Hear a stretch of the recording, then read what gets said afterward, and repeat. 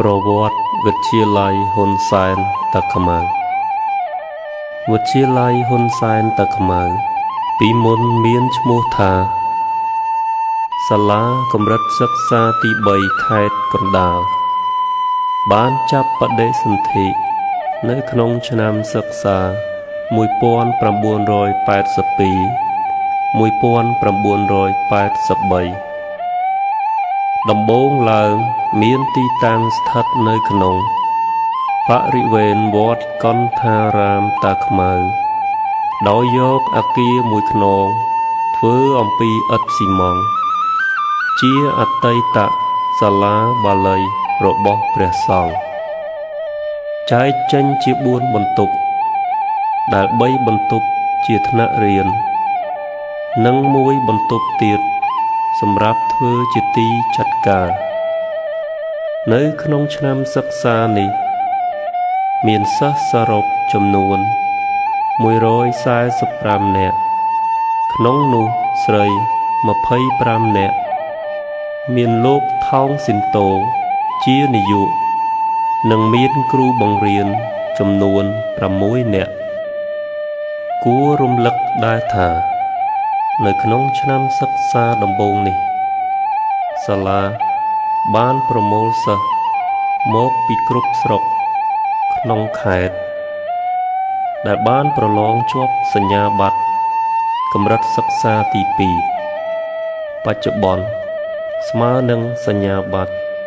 មធ្យមសិក្សាបឋមភូមិឬឌីប្លូមដែលត្រូវឆ្លងចូលមកសិក្សានៅសាលាកម្រិតសិក្សាទី3ព្រោះកាលនោះតាមស្រុកនានាមិនទាន់បានបង្កើតសាលាកម្រិតសិក្សាទី3នៅឡើយទេពោលគឺមានតែសាលាកម្រិតសិក្សាទី3នេះតែមួយគត់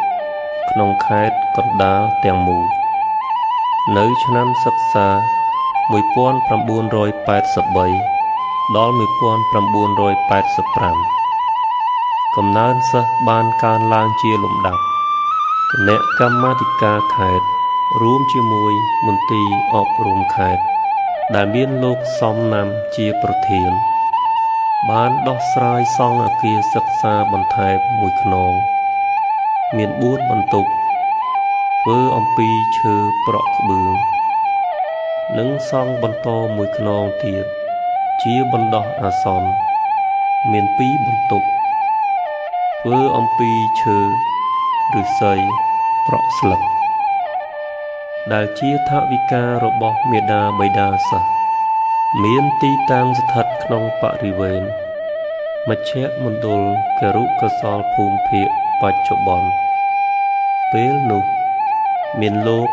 គង់វ៉ានជានាយកចាប់តាំងពីឆ្នាំសិក្សា1986-1987មកសាលាបានផ្លាស់ប្ដូរទីតាំងពីក្នុងវត្តតាខ្មៅនិងសាលាគរុកោសល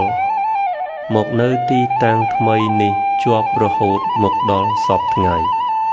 ស្ថិតនៅក្នុងភូមិថ្មីសង្កាត់តាខ្មៅក្រុងតាខ្មៅខេត្តកណ្ដាលដោយកំណើនសិស្សកើនឡើងជាលំដាប់ការសាងសង់អគារសិក្សាក៏បានសាងសង់បន្ថែមជាបន្តបន្ទាប់ក្រោមការដឹកនាំរបស់លោកទិតសៀងជានាយកវិទ្យាល័យ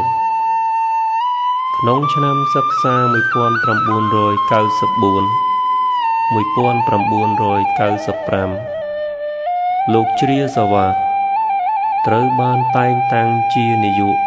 បន្ទាប់ពីលោកទិតសៀងចូលនិវត្តន៍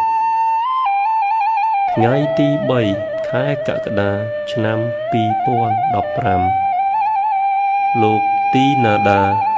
ត្រូវបានតែងតាំងជានាយកជំនួសលោកជ្រាសាវ៉ាតដែលត្រូវចូលនិវត្តន៍